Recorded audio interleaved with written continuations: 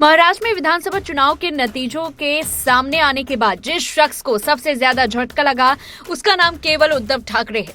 उद्धव ठाकरे ने 2019 में बीजेपी के साथ गठबंधन में चुनाव लड़ा था, जिसमें गठबंधन की जीत हुई, मगर मुख्यमंत्री के नाम पर उद्धव अड़ गए। अपनी मुंह मांगी मुराद पूरी करने के लिए उद्धव ठाकरे ने गठबंधन तोड़ने से भी गुरेज नहीं किया। जब उनसे कहा गया कि वो इस मुद्दे पर पीएम नरेंद्र मोदी और गृह मंत्री अमित शाह से बात कर सकते थे, तब उद्धव ठाकरे ने अकड़ कर कहा था कि अगर मोदी और अमित शाह को बात करनी है तो उनके पास आकर बात करें। बहरहाल इस बार महाराष्ट्र विधानसभा के चुनावी नतीजों ने उनकी सारी अकड़ निकाल दी। चुनाव के नतीजों के सामने आने के बाद उद्धव ठाकरे के जाने पहचाने तेवर जो थे वो भी ढीले पड़ चुके हैं। उन्होंने जहां एक और महायुति के पक्ष में जनता की लहर को कबूल किया, तो वहीं अपनी हार को भी मानने से संकोच नहीं किया। उद्धव ठाकरे ने कहा कि महायुति गठबंधन के पक्ष में एक लहर नहीं, सुनामी देखी गई है, मगर उन्होंने महाराष्ट्र की जनता से सवाल किया कि उनके साथ इस तरह का बर्ताव आखिर क्यों किया।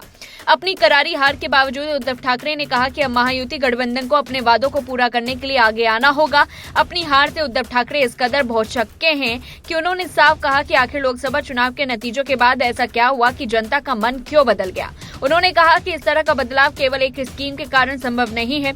खबरों के मुताबिक उद्धव ठाकरे अपनी हार से इस कदर दुखी हैं कि कई लोगों का मानना है कि वो राजनीति से संन्यास लेने के बारे में भी कई दफा सोचने लगे हैं। महाराष्ट्र चुनाव में महाविकास आघाड़ी की हार के बाद नाना पटोले ने महाराष्ट्र कांग्रेस अध्यक्ष पद से इस्तीफा दे दिया। हालांकि पार्टी आलाकमान ने अभी तक उनका इस्तीफा स्वीकार नहीं किया। पटोले का यह इस्तीफा ऐसे समय में आया जब कांग्रेस पार्टी ने महाराष्ट्र विधानसभा चुनाव में अब तक का सबसे खराब प्रदर्शन किया। पार्टी सूत्रों के मुताबिक नाना पटोले को तुरंत दिल्ली बुलाया गया है और पार्टी नेताओं ने उन्हें प्रोविजनल रिपोर्ट सौंपने का आदेश दिया। वहीं महज 16 सीटों से संतोष करने पर अनुमान लगाया जा रहा है कि पार्टी के भीतर कई बदलाव होंगे।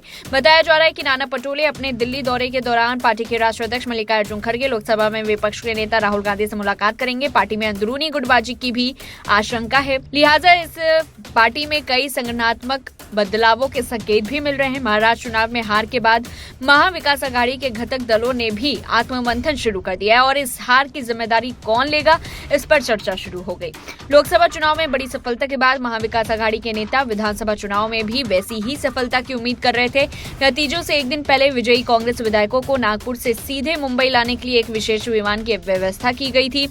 वहीं कांग्रेस नेता यह भी जानकारी दे रहे थे कि उन सभी को मुंबई के एक 5 सितारा होटल में ठहराया गया। चुनाव से पहले प्रदेश अध्यक्ष नाना पटोले और शिवसेना प्रवक्ता संजय राउत के बीच मुख्यमंत्री कौन होगा, इसे लेकर भी खींचतान चल रही थी, लेकिन नतीजों के बाद सब कुछ बदल गया। कांग्रेस को बड़ी हार का सामना करना पड़ा। सत्ता पर दावा करने की तैयारी में जुटी कांग्रेस नेता प्रतिपक्ष का पद पाने के लिए जरूरी 10% विधायकों का आंकड़ा भी शामिल नहीं कर पाई है। इस पूरी रिपोर्ट को लेकर के आपकी क्या कुछ राय, कमेंट बॉक्स में बताएं।